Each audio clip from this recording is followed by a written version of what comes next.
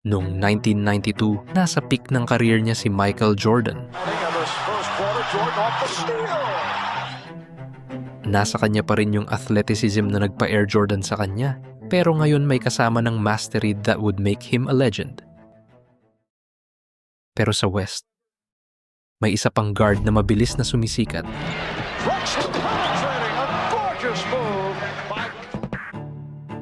Umaangat si Clyde Drexler sa NBA at tinatawag na siya ng marami nakapantay ni Michael Jordan.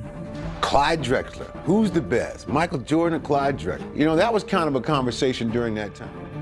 Yung mga dunks, yung pagiging explosive, kung paano siya umatake sa laro, lahat feeling Jordan-esque. Drexler, what an athlete! What an athlete! Pinupush ng media ng todo yung rivalry narrative na to. At kahit hindi naman ito hiningi ni Drexler, tinulak nito si Jordan na galingan palalo.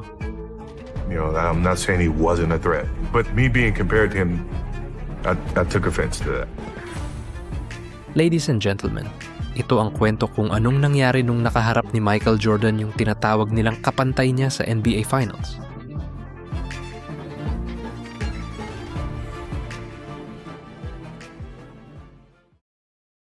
Pumasok si Clyde the Glide Drexler sa liga bilang 14th pick noong 1983, isang taon bago si Michael Jordan. Kung nagtataka kayo bakit pinalampas ng Portland si Jordan sa number 2 pick noong 1984, yun ay dahil naniniwala ang Trail Blazers na meron na silang franchise shooting guard. At alam niyo, hindi sila mali. Dumars took it out of bounds, and I asked him, I said, did he just jump over my head? Parehong high-flying guards sina Drexler at Jordan na kayang lumipad sa ring at kumuha ng maraming points ng madali. Ang kaibahan lang, mabilis ang pag-angat ni Jordan habang mas matagal ang inabot kay Drexler. Pero pagdating ng 1992, dumating na si Clyde. Hindi na lang siya basta star. Siya ang pinakamalapit na player na maihahalin tulad kay Michael sa buong liga.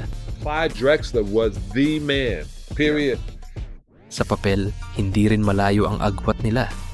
Mas mataas lang ng konting points per game ang average ni Jordan. Si Drexler ang walang dudang hari ng Western Conference. At nung lumabas ang MVP votes, it was Jordan at number 1, Drexler at number 2. Yun ang nag-set ng stage para sa finals. Bago mag-finals, usap-usapan na ito sa lahat. May mga nagsasabing mas magaling si Jordan pero konti lang. May mga pumalag na mas magandang duo daw sina Drexler at Terry Porter kaysa kela Jordan at Paxson. Naniwala yung iba na kayang talunin ng depth ng Blazers ang Bulls. At may ilang sumobra pa. Sinabing baka mas magaling pa talaga si Drexler kay Jordan. It was wild. Fina-frame ng reporters na nahanap na ni Jordan yung katapat niya. Para kay Drexler, nakaka-flatter yung comparisons.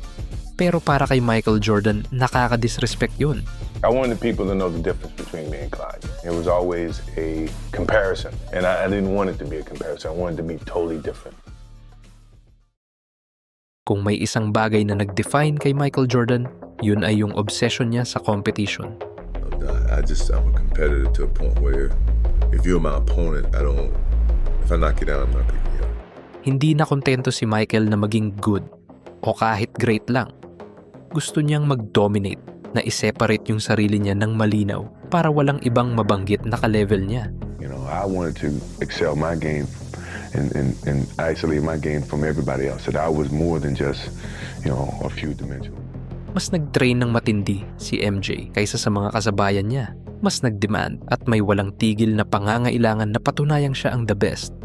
Kaya nung nagsimulang ikumpara siya ng media tulad ng Sports Illustrated kay Clyde Drexler, uminit ang ulo niya. Rinespeto ni Jordan si Drexler. Tinawag pa nga niya itong great player. Pero yung isipin na ka-level niya si Clyde, para kay Michael, that was crossing a line.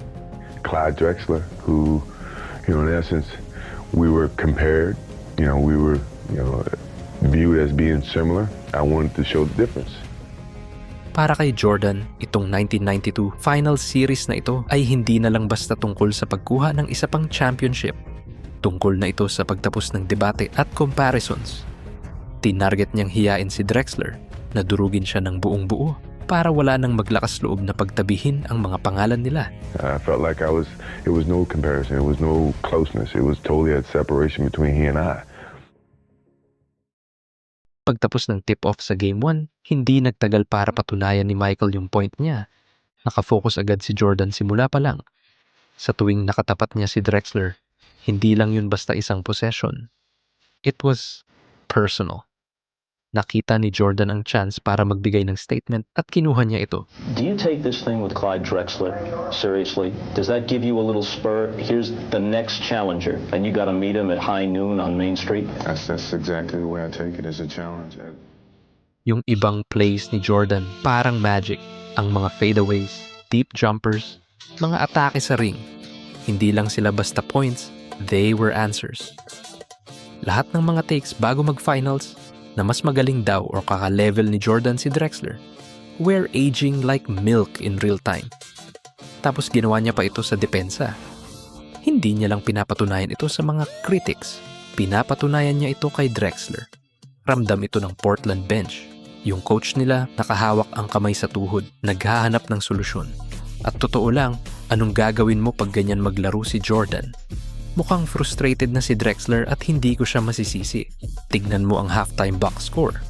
Showdown dapat ito ng magkapantay, pero after 24 minutes, 35 na si Jordan at 8 si Drexler. Hindi yan comparison. That's a separation. That was complete domination. Tapos na ang laro sa time na yun, pero tuloy-tuloy pa rin si Jordan. Nagbayad ang mga fans para makakita ng greatness at hindi pa siya tapos na ibigay yun sa kanila. Mula Game 2 to Game 6, lalo lang pinalayo ni Jordan ang agwat. Ginawang sobrang linaw na magkaiba sila ng level ni Drexler. Ang mga numbers pa lang nagkukwento na. Yung ganitong gap ay hindi lang basta statistics. Statement sila. Magaling si Drexler. Isang All-NBA type guard. Ang leader ng best team sa West. Pero pinapatunayan ni Jordan na nasa sarili siyang klase. It's like fighting your big brother or little brother. You know, you gotta let them know who you are. This is where you belong. Ang nag-stand out ay hindi lang yung scoring totals, kundi kung paano yun nakuha ni Jordan. Gumagalaw siya ng may confidence ng isang taong alam na ang ending, pumupunta sa pwesto niya, tumatalon at nagsushoot ng tira na libo-libong beses na niyang pre-practice. And every day in practice was like that to me. It was a competition. So when the game comes, there's nothing that I haven't already practiced. It's a routine. Yeah. Sa bawat possession, parang muscle memory na lang yung gumagana. Parang nagpapa-private workout lang siya habang nakaharang lang yung Blazers sa dadaanan niya. Sinubukan ng Portland ang lahat. Naglagay sila ng maraming defenders sa kanya, isinara ang paint at nag-double team mula sa bawat angle. Minsan, nakakapagpa-slow down ito sa kanya sandali, pero hindi nagtatagal. Na-anticipate ni Jordan ang coverages nila, nakita ang mga gaps bago pa bumukas, at pinarusahan ang bawat adjustment. Kahit na alam na ng Blazers ang mangyayari, kadalasan hindi talaga nila mapigilan. Yan ang pinagkaiba. Kailangang paghirapan ni Drexler ang bawat basket. Habang si Jordan, parang kontrolado niya yung laro base sa gusto niya. Ang isa mukhang star, yung isa mukhang force of nature. At kung pumasok man si Jordan sa series na to na may personal na misyon, ang tapusin ang usapang ka-level niya si Drexler ng tuluyan, edi mission accomplished. Pagkatapos tapusin ng Bulls ang trabaho, wala nang natirang debate. Pagkatapos ng finals na to, wala nang naglakas loob na ihambing ulit si Clyde Drexler kay Michael Jordan. Ngayon, para patas, hindi ito clean sweep. Umabot sa 6 games ang series at kung nagtataka kayo kung paano nangyari yun kahit na malinaw na nasa ibang level si Jordan, simple lang ang sagot. Even legends are human. Worried that you've let them get into this position. Now it's a best 2 out of 3, whereas the cliche says anything can happen. You worry that this thing might slip away? It's a concern. Sa Game 2, nasa Bulls ang lahat ng momentum. Namamayagpag si Jordan na may 39 points habang na-foul out naman si Clyde Drexler nung may under 5 minutes pa sa 4th quarter. Lamang ng 8 ang Chicago. Sa home court pa nila. Kung tutuusin, dapat tapos na to. 2-0 series lead na sana. Pero may kakaibang nangyari. Siguro nawala ng focus. Siguro nag-relax ang Bulls. Akala nila tapos na ang Portland.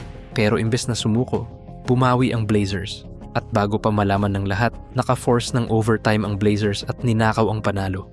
I guess when we went down in the final minutes, we kind of took it for granted, and they actually played extremely well down the stretch, and we were the ones who self-destructed, or either relaxed or wherever we were looking. Ganyan din ang kwento sa Game 4. Kontrolado ulit ng Bulls ang bandang dulo ng laro. Nakakagawa pa rin si Jordan ng mga tira niya. Pero sa pagkakataong ito, ayaw pumasok ng mga tira niya. Samantala, ipinaalala ni Drexler sa lahat kung bakit siya naging all-star at isa sa mga premier guards ng liga. Hindi lang siya basta sumasabay. Gumawa siya ng malalaking plays, kabilang ang isang crucial steal kay Jordan sa crunch time na sinundan ng score sa kabila na tuluyang nagpabago sa momentum. Yung pagbaligtad na yun ang nagbigay lakas sa Portland dahilan para magtabla ang series sa 2. And tomorrow's game, Friday's game is going to be a very tough game also. I think the key is that to maintain your composure and just do the things you've been doing all season long and keep your poise. All right, man. Good luck to you. Great game. Ngayon, hindi ko alam kung napanood ba ni Jordan yung tahimik na interview na yon, pero simula sa point na yon, parang nag-decide siya na tapos na ang series. Pumasok si Jordan sa Game 5 na parang nasa ibang level na siya lang ang meron at nagpakawala ng the best performance sa finals. Pressure, flash post, backdoor, Jordan with the elevation on the jumper, gets a great look at the rim. 46 points, lahat yung daggers, pinatahimik ang crowd at binaligtad ng tuluyan ang balance ng series. Naglaro ng maayos si Drexler, pero kung ipagkukumpara silang dalawa, kapag nasa alanganin na si Michael, kasing linaw ng araw ang pinagkaiba nila. Tapos dumating na ang Game 6, ang final act. Habang nakakapit ang Blazers sa natitirang pag-asa, tinapos na ito mismo ni Jordan, nagbaon ng sunod-sunod na clutch shots sa 4th quarter. Marami doon ginawa mismo sa harap ni Drexler, parang nagpapatunay lang ng punto. Pagkatunog ng buzzer, tapos na ang debate. Clash of equals dapat to. Runner-up si Drexler para sa MVP, ang taong kinoronahan ng media bilang kapantay ni Jordan. Pero sa ilalim ng maliwanag na ilaw ng finals, gumuho yung comparison. Hindi lang nanalo si Jordan, pinura niya yung mismong idea na may taong ka-level niya.